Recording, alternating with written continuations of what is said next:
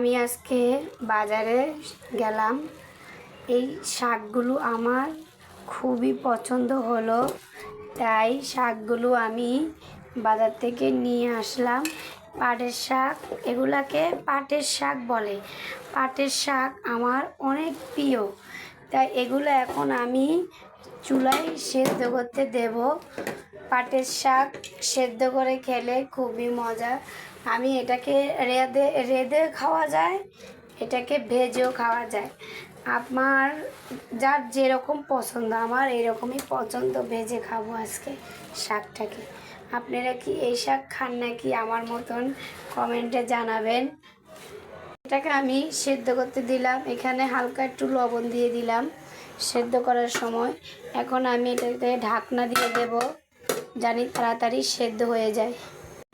দেখেন শাকগুলা সেদ্ধ করার পর কীরকম হয়ে গেছে, কতগুলো ছিল এখন কত কম হয়ে গেছে। শাক সিদ্ধ করলে এরকম অল্প হয়ে যায়, অনেকে এই শাক রান্না করে খেতেও পারে না। এখন আমি আজকে আপনাদেরকে ভেজে দেখাবো শাকটা কিভাবে ভাজে। কড়াইতে আমি পেঁয়াজ, কাঁচামরিচ, রসুন নিয়ে নিলাম। শাকটা বাগার দিতে হবে।